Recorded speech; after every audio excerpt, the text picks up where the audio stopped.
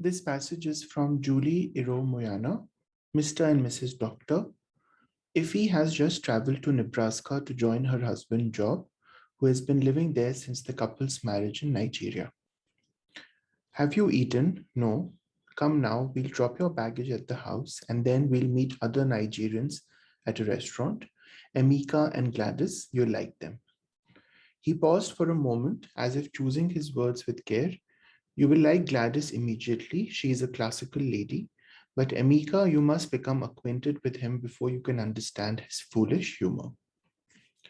A pale blue skyline rimmed with ash gray guided the Audi along the interstate. Job drove in silence until they reached a junction and turned off onto a two-lane road. Zonta, the town that would be Effie's new home, was 20 or 30 miles south of the Red Cloud Reservation, and south of Zonta was Omaha, where Job said he went to medical school. They would meet Gladys and Emeka in Omaha for dinner. This was also where Job commuted to for work each night. Zonta, Nebraska was a town whose name meant trusted flat waters. The Indians had named it that. Job told her this as they sped over concrete roads surrounded by flats ankle deep in snow. One year, he said, in the middle of winter, there were several hot days and it all melted. River drained into street, Job said, thrusting one finger along the skyline. He had finally understood what the name meant. All the way to town, they passed trees, skinny, brown, and gnarled like old hands. Snow wetted the fingers. Overnight, there would be such a freeze that from a distance the trees would look silver. Later, this was the feature that pleased Effie most when she stared out the window at night while Job was away at the hospital. Dusk melted into a chalk white that floated and exploded into the sky. Job clicked the wipers and they flipped back and forth at a frenetic pace, splitting the flakes. In defiance, they grew fatter and rimmed the windshield with dust that scattered on the wind. Snow, Effie said as it slowly dawned on her. She had only read of it in books. This was snow flaking on the car, the same as the blanket laid on the grass. This is America, she said to herself. She would scoop it into an envelope and mail it to Auntie. No, she would not do that, she laughed. Instead, she would take a picture for her little cousins. Without thinking, she reached for the door handle. Job swerved the car. What are you doing? Are you crazy? Save for a pickup truck that had passed many miles before, there was no one else on the road. Let's stop. I would like to touch it. He gave her a strange look. We cannot be late to dinner. Darling, if he said, settling on the word she had heard auntie and uncle use in the middle of quarrels. Okay, he said, we'll stop. We are not far from home. They pulled off the road and parked in a clearing surrounded by twisted metal piping for a fence. Clapboard sheds were spread across the fields. These were the county fairgrounds, where twice a year during the fair and on Independence Day, everything was lit up. Farther still was just the outline of a string of corrugated iron warehouses. If he opened her palms and let snow fall into them, she scooped it into her hands, pressed them together. She placed it in her mouth and tasted. It was cold and wet, like rain. That was all. She felt foolish. At first, he sat in the car, wiping away the fog on the inside of the windshield. Then he came out, his back against the car, as she rose from the snow. She looked to him like he imagined himself at 19, walking the curious ginger walk of feet unfamiliar with snow. She shivered. When her eyes met his, he said softly, I did that as well. Snow was in her hands. It melted and ran along her palms and evaporated into the white at her feet. Again, she looked at him, and it suddenly occurred to her. I can do anything here, she said, her eyes large and bright. When he looked at her again with a queer expression, she elaborated. I can be anything like you, she said. I can be a doctor in America if I like.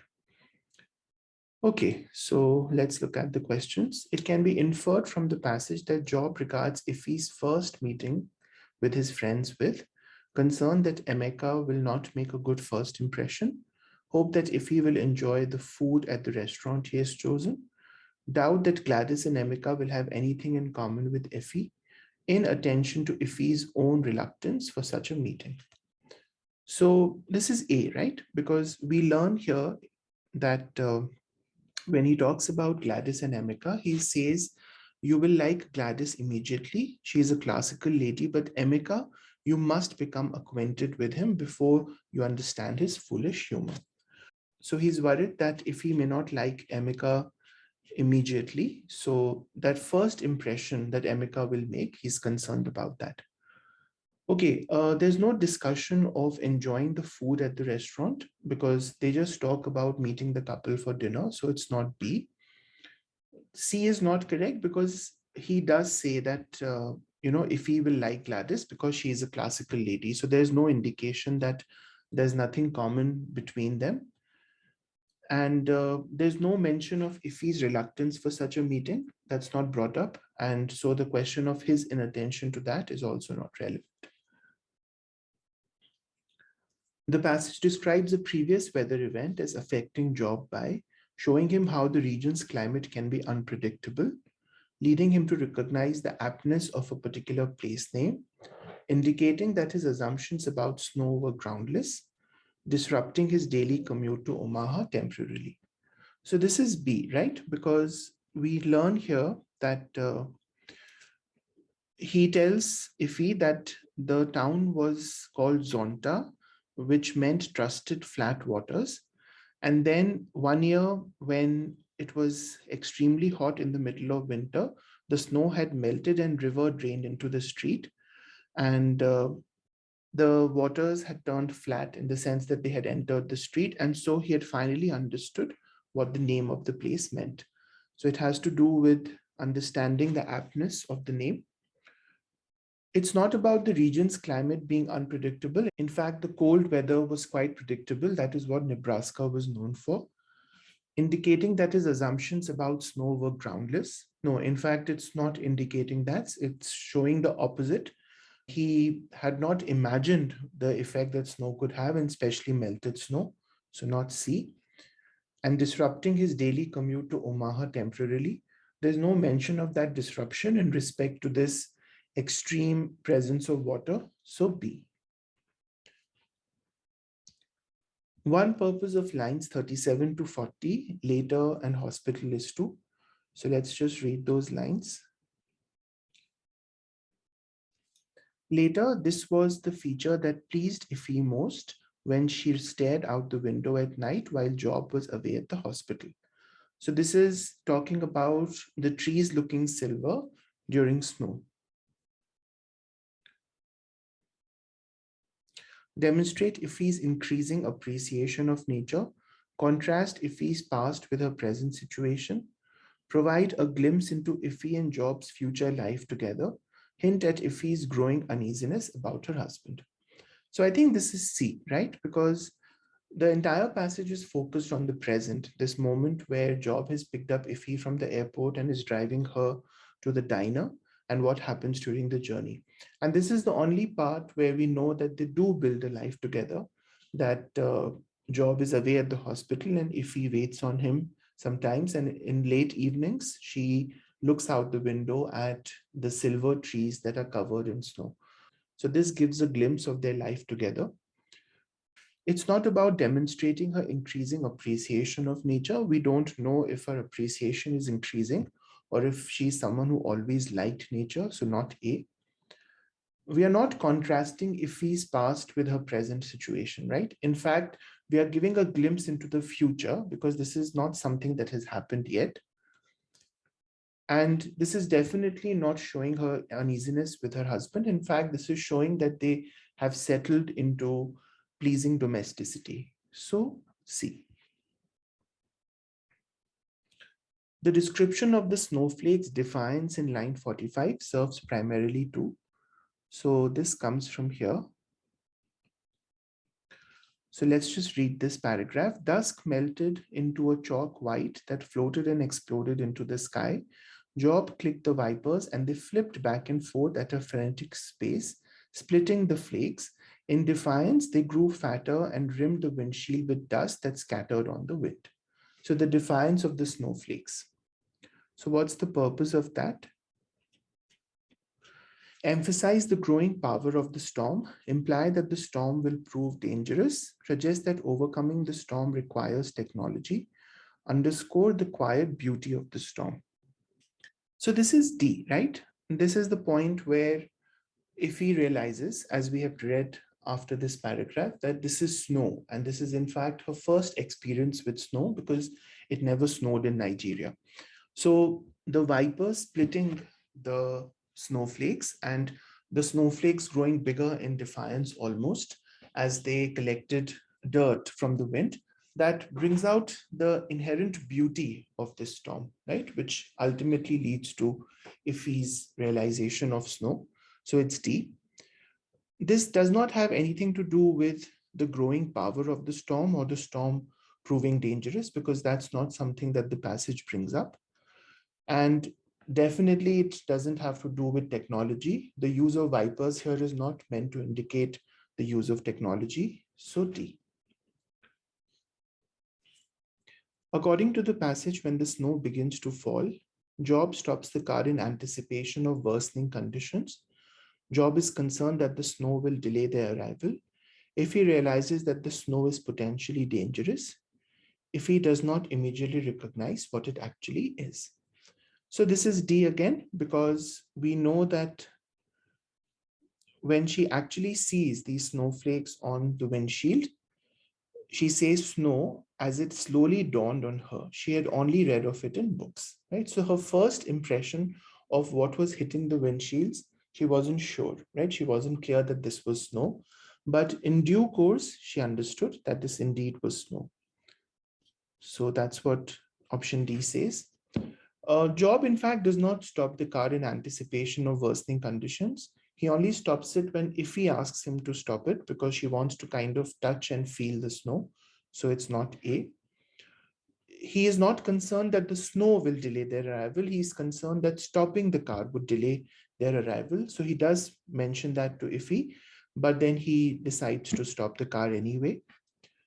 And if he realizes that the snow is potentially dangerous, no, she doesn't realize that. In fact, she's more than happy to get out of the car and play with the snow.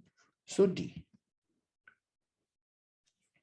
After Ifi asks Job to stop the car, line 61 to 62, Job's feelings towards Ifi shift from. So this is where it's given, 61 to 62. Save for a pickup truck that had passed many miles before, there was no one else on the road. Let's stop. I would like to touch it. So this is when she asks him to stop the car. And then he starts by saying, we can't be late for dinner. She addresses him darling, lovingly. And then he says, okay, let's stop. We are not far from home. So he does agree to stop after initially saying, no, we can't. So defensiveness to a realization of emotional security, dismissiveness to a respect for an unusual ambition, puzzlement to a recognition of emotional kinship, hostility to a powerful surge of genuine affection. So let's start by eliminating. I think D is not correct because hostility is a very strong word. I don't think he's hostile towards the idea of her getting out of the car. So I wouldn't go with hostility. I don't think defensiveness works either because he has nothing to be defensive about, right? We could say that he's dismissive of her request because he thinks they'll get late for dinner. So I can work with dismissiveness. Puzzlement, we don't know explicitly that he's puzzled, right? We do know that he watches her as she plays with the snow, and then he comes out of the car and he recognizes that he did the same when he first came to America. So there is that sense of connection that he feels. But I don't know if puzzlement is a good answer, even though this part may make sense as we reach the end of the passage, right? So I think between B and C, I like this here and I like this here. So let's work with the line numbers. In conjunction with line 63, which choice provides the best evidence for the answer to the previous question? So what is line 63? It's 65. He gave her a strange look. We cannot be late for dinner. So is it dismissive or is he puzzled, right? This could also indicate puzzlement, right? So we should not cancel out puzzlement so soon, right? He was like, why did she want to do that? So here then we see that puzzlement also can make sense, right? Okay. Now I feel that unusual ambition may not be correct because that's too strong a word. Okay, lines 70 to 72, 83 to 86, 70 to 72. So that's they fence.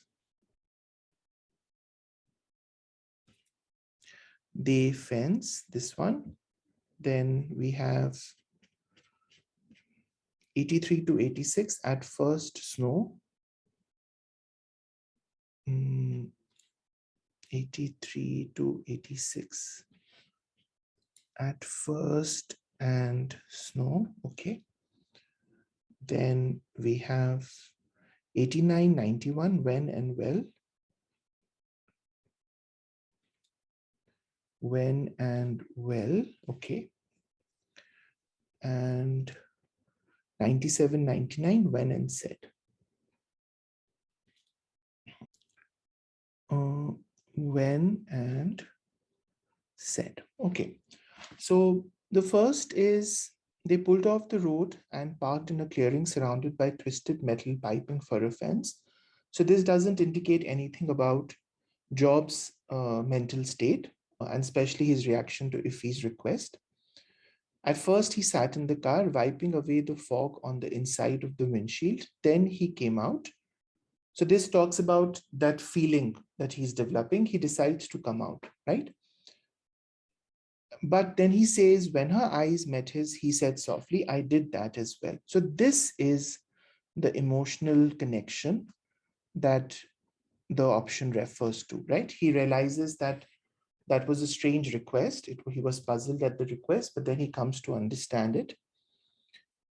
And the last option talks about Iffy's response, right? The fact that she feels the sense of freedom while playing with the snow, and she says that, she could be anyone. So I think C would be the right answer for 7, and C would also be the right answer for 6. Which statement can be reasonably inferred from the passage regarding Iffy's relationship to her family in Nigeria? Iffy regrets that her family could not accompany her to the US. Iffy is embarrassed about her family's limited experiences with other cultures. Iffy resents the fact that her family did not approve of her marriage to Job. Iffy respects some family members as models of appropriate behavior and personal interactions. So I think it's D, right? Because there is a point where it says that she called Job darling, just as she had heard uncle and auntie use it in the middle of quarrel. So that indicates that she used that experience of her relatives to decide how to behave herself, right? So models of appropriate behavior would make sense here. And can I support that with evidence? So yeah, darling and quarrels, right? So you do have those lines here, 65 to 67. Okay, what about, I don't think there is a sense of regret that her family could not accompany her. She does want to share pictures of snow with auntie or her cousins, but I think regret is too strong a word. There's no mention of embarrassment about her family's limited experiences with other cultures. And there's no mention of her family not approving of her marriage to Job. So D. The description of Iffy's eyes as large and bright served to emphasize Iffy's. So 96 to 97.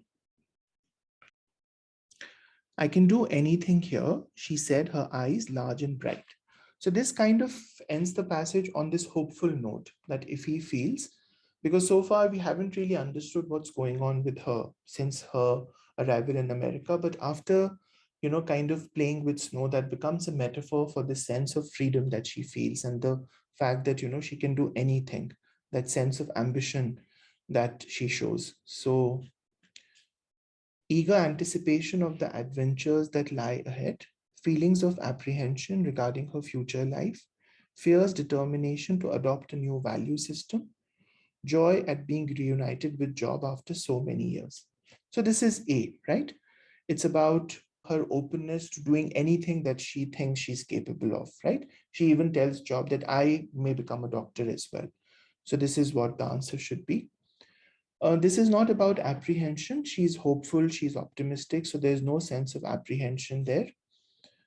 It's not about adopting a new value system, right? That's not what those lines mean. It only means that, she is happy that these opportunities lie ahead of her and that she can take advantage of these opportunities. And we don't know if she's reunited with Job after so many years. I think she's meeting him in America for the first time, if I'm not mistaken. Yeah, so she has just traveled to Nebraska. Okay, so they do meet after many years, but I don't think those lines are about her joy at meeting him after many years. It's about this sense of being able to achieve anything in the US that she wants. Okay, let's grade this.